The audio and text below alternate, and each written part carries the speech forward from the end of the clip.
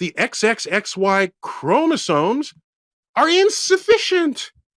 Because when we wake up in the morning, we exaggerate whatever feature we want to portray the gender of our choice. You're crazy. Suppose no matter my chromosomes, today I feel 80% female, 20% male. I'm gonna put on makeup. I'm gonna do that. Tomorrow I might feel 80% male. I'll remove the makeup and I'll wear a muscle shirt. Why do you care? You lost your mind. What business is it of yours to require that I fulfill your inability to think of gender on a spectrum? My only point. Oh, he's done lost his mind.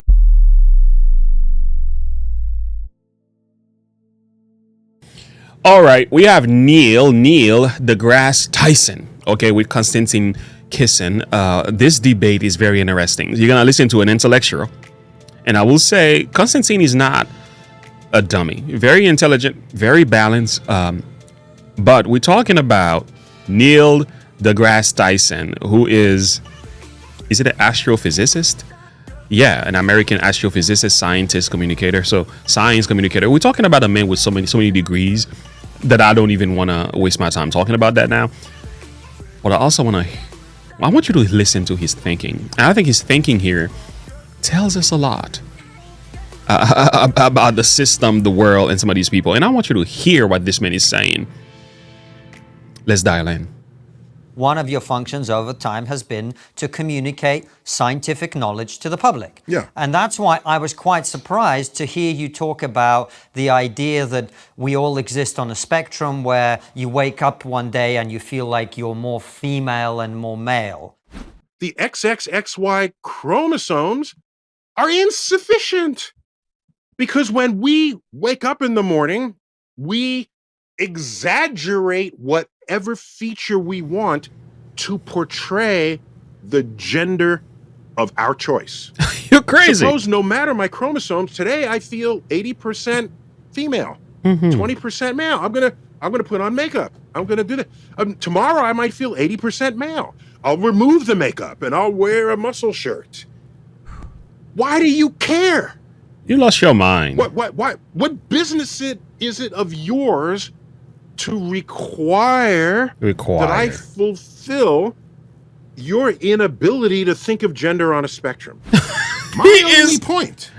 Oh, he's done lost his mind. I remember this video. That video was everything that I needed to see to realize that Neil deGrasse Tyson, over all these educational background and studies and research and talkings and so on, without the Lord, he's done lost his mind. Ability to think of gender on a spectrum.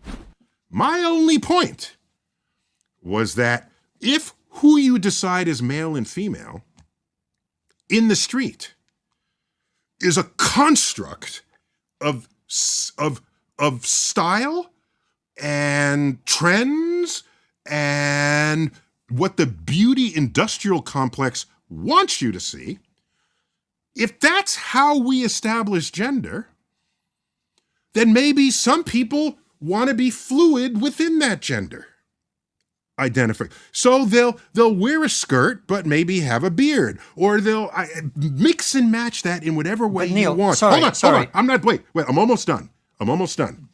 So, okay, if a person using the tools of the beauty industrial complex, oh my Lord, wants to mix and match this, yeah, and they are expressing their freedom in a free country to do so, why is your job to tell them not to? Okay. That's my only point. And so I'm speaking of gender expression and the freedom to do so. And if you want to restrict that, then what country are we living in?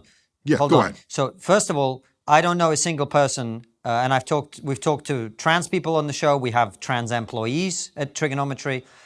We've spoken to all sorts of people about this issue. I do not know a single person who wants to prevent people from dressing how they want, or behaving how they want, or choosing any name that they want. However, the problem is... So you don't... But you know such people are out there. I'm know sure this. such people exist in the same way that there are people who You know believe that the Earth is flat and so on, but they're okay. a tiny minority. They exist. It is I don't know not how a tiny they are, given the dialogue today. Fair but go point. on. Fair point. However, what I would say is that the conversation in the public consciousness has become prominent not between people who want to defend the right of anyone to dress how they want and the people who want to prevent that. The reason the conversation has become an issue is that we assign and allow certain privileges to people based on their sex.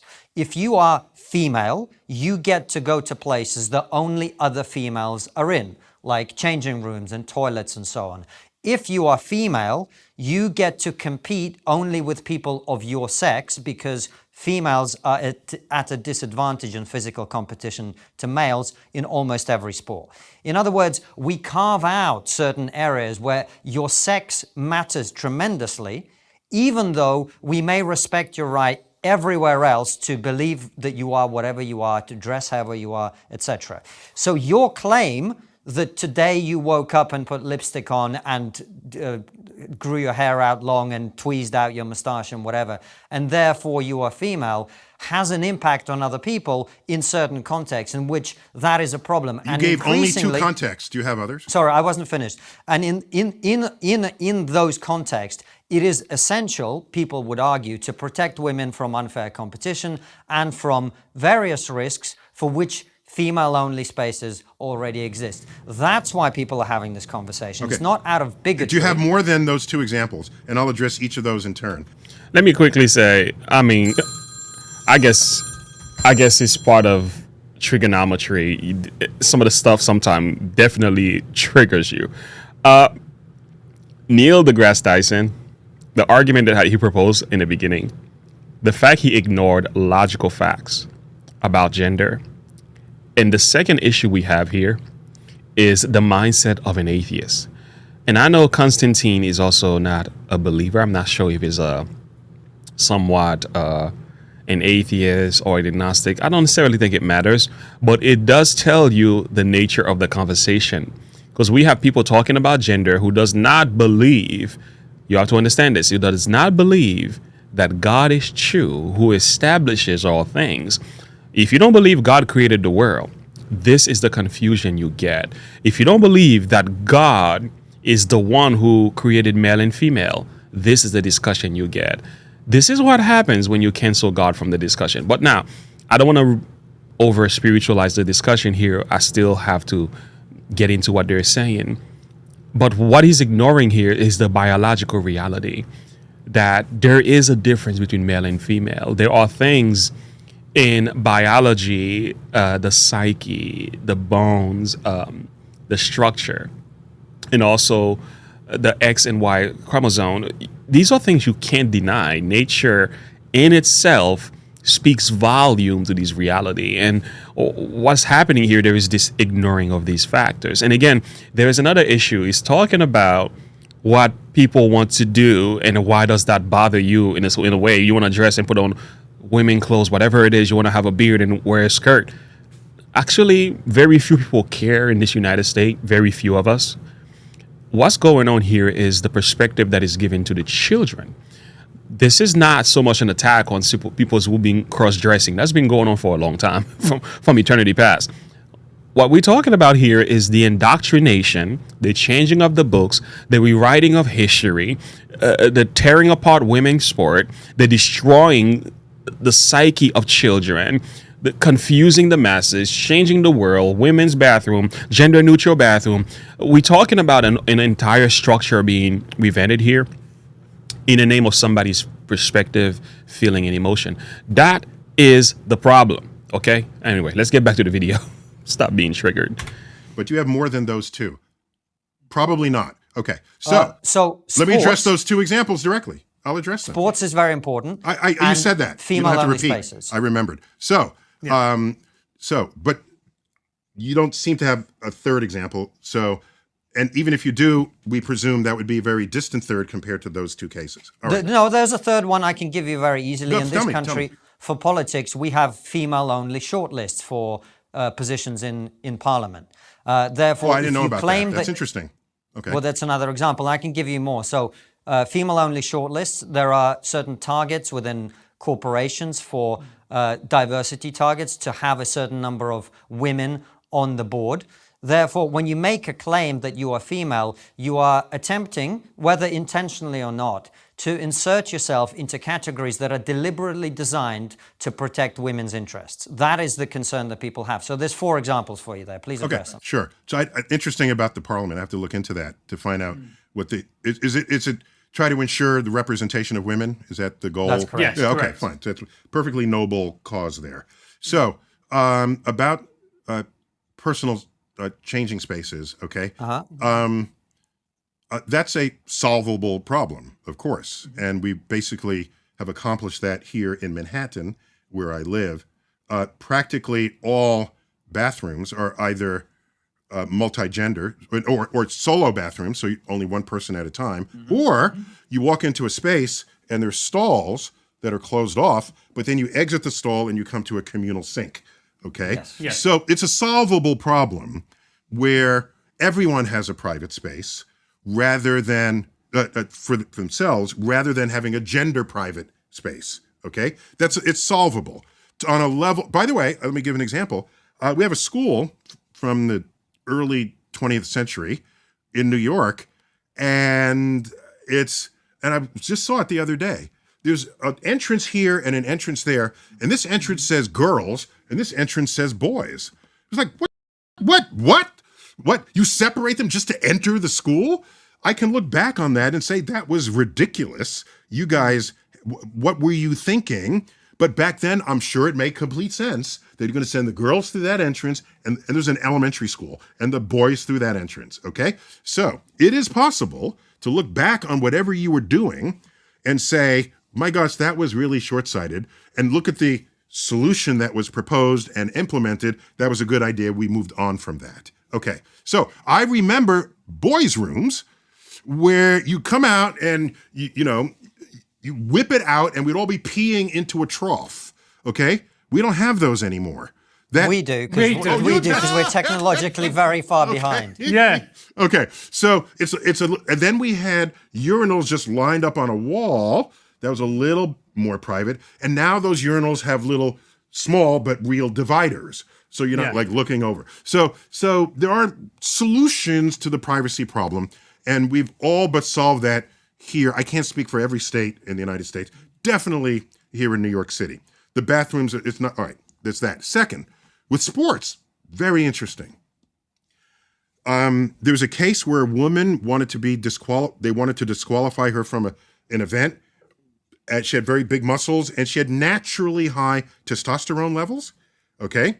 And she was genetically female, but unusually high testosterone levels, and so that weirded everybody out. So I'm wondering whether the future of those sports is you don't contest gender with gender, you contest hormone ratios.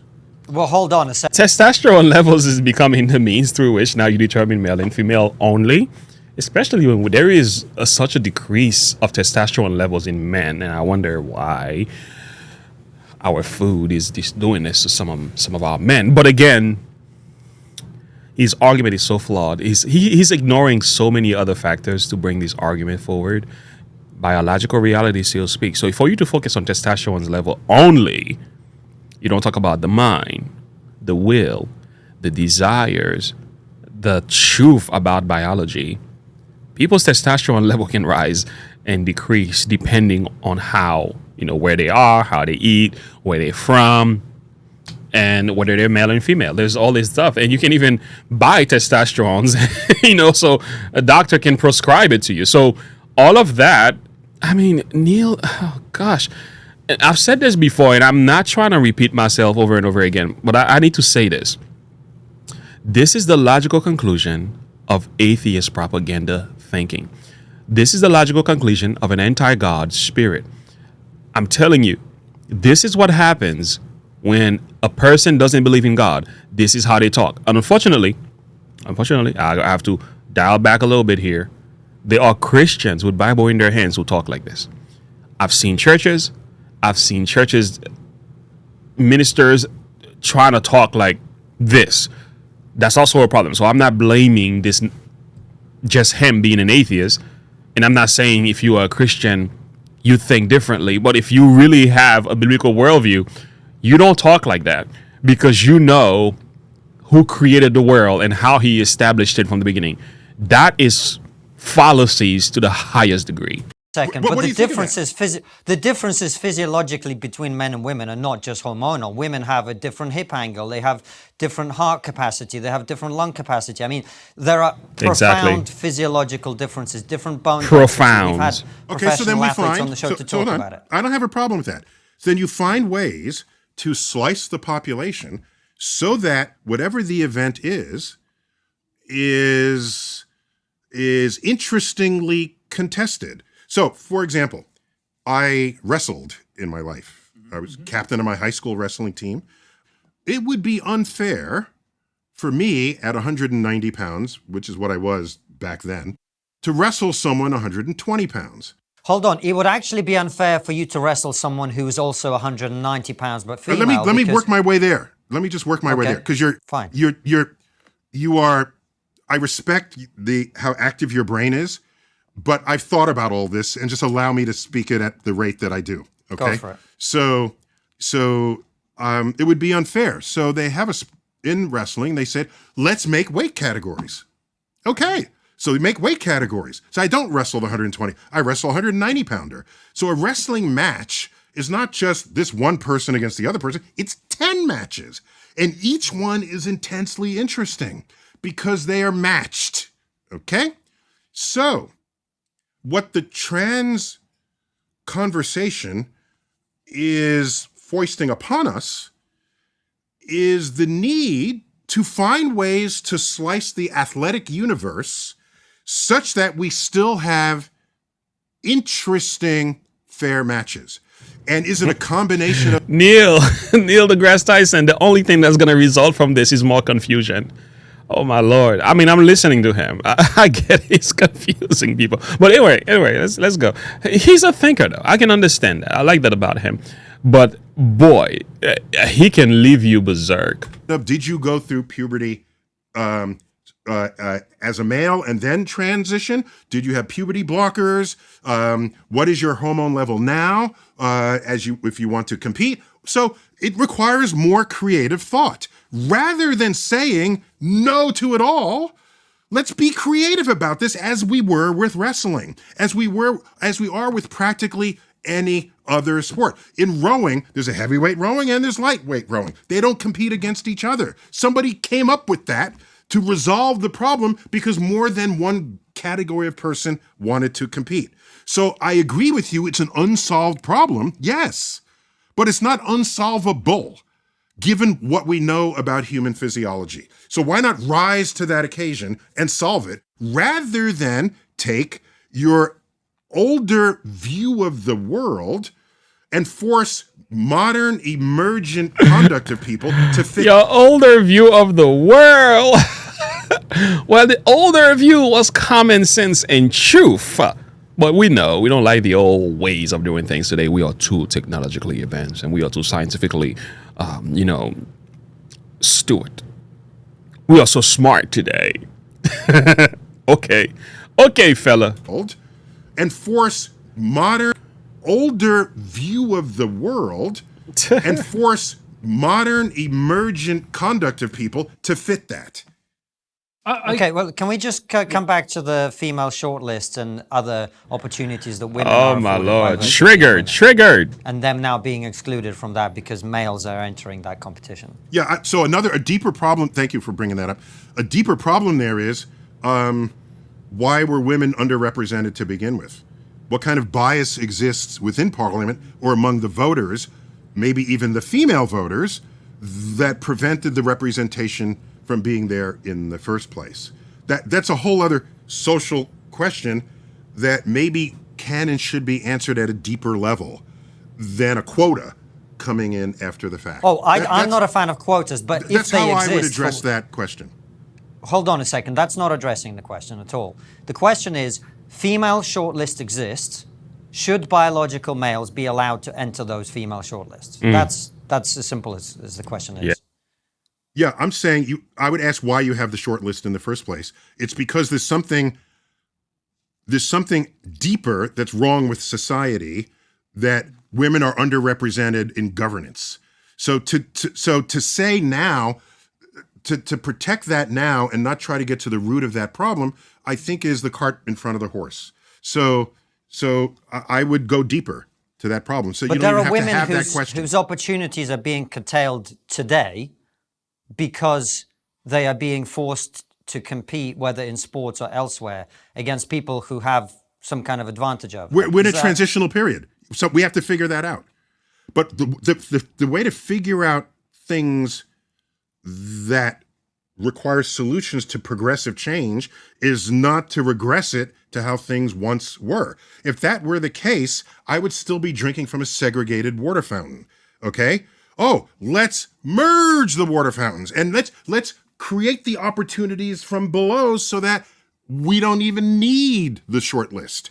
Okay? That's how I would approach this. So yeah, we're in the middle of solving that problem now. Let's figure it out together.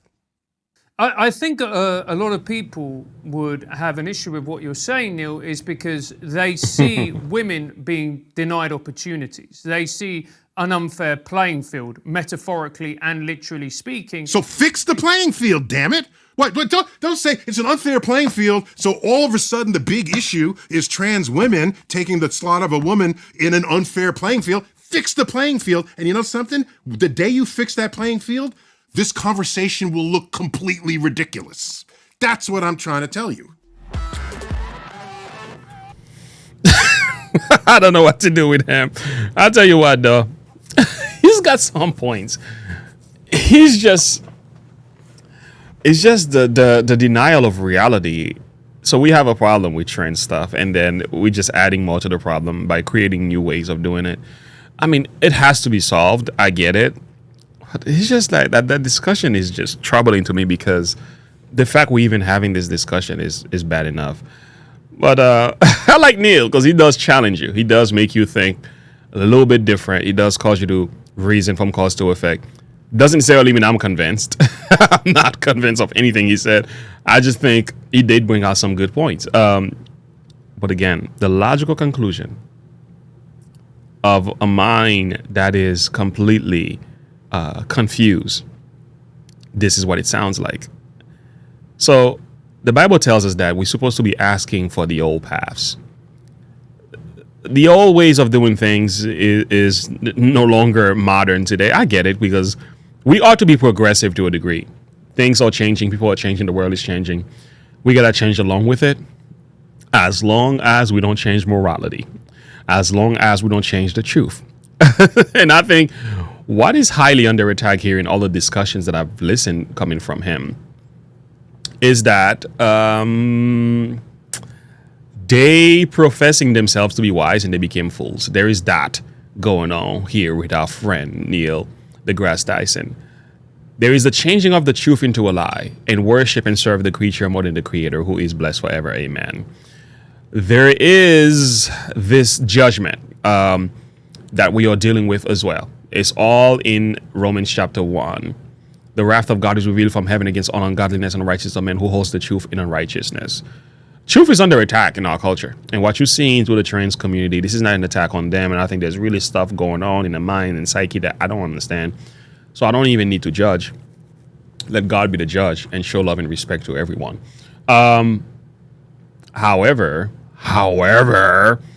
is that God is saying that we are being given over unto vile affections. Even the women did change the natural use against that which is against nature. That's kind of where we are. And I would say God is not the author of confusion here. The confusion is with us and our culture and what we've done. And I think the more our society departs from God is the worse things sounds. This is what we're looking at right there. Men shall be lovers of their own selves, of themselves. Covetous, boasters, blasphemers, disobedient to parents, unthankful, unholy. Without natural affection, truth breakers, false accusers, incontinent, fierce, despisers of those that are good. Traitors, high-minded, lovers of pleasure, but the lovers of God. Having the form of godliness, but denying the power thereof, from such turn away. So there is that going on. I mean, a lot more could be said, friends, but I'll say this. We've come to a place in our culture where we are giving heed to seducing spirits and doctrines of devils, speaking lies and hypocrisy, having their conscience seared with a hot iron. And again, what do you do with Neil deGrasse Tyson? I don't know. Pray for him. Pray for him. But I think our society has to adapt, though. I will say I'm not going to try and use Christian perspective to control the way of the world, because we live in the world, and the world has always been in opposition to God. And I think as Christians, we can actually understand and say, okay, that's the world. The world became this. The world transformed, especially in the United States of America. We are losing it in all different degrees. So therefore, we have to make the necessary changes to accommodate to whatever it is we've adopted over time. Okay, if trans is the new way of doing things, well, we got to adapt.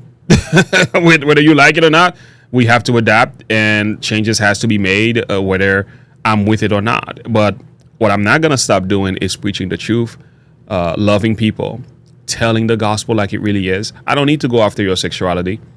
All I have to do is tell you what God says and what God expected, how God created you, that you're not a mistake, you're not an afterthought.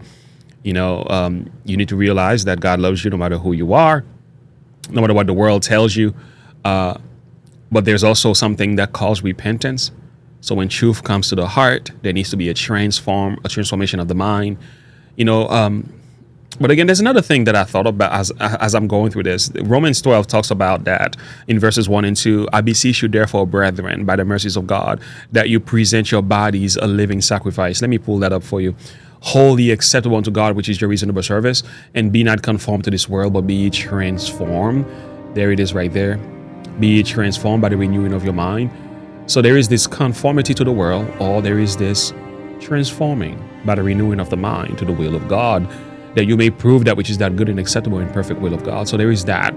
And I think there's a lot of conformity there. I'm actually careful with conforming to all these different ways of doing things, pattern and so on. Although I do have a sensitive heart and an open heart enough to allow changes to take place, especially in a culture, in a society where things are changing. I have an open mind when it comes to that. And I do believe all people should be treated with love and respect, regardless of their gender, color, and none of that. I don't really care. I think people are just people. Treat them with love and respect. However, I do not want to sugarcoat the truth, though. I do not want to sugarcoat the truth to adapt to a sinful culture who's departed from the Lord. And I do not want to be confused as Neil deGrasse Tyson. It's confusing people. Anyway, friends, much more could be said. Link in the description below. Like and subscribe to the page. Click the bell icon for more.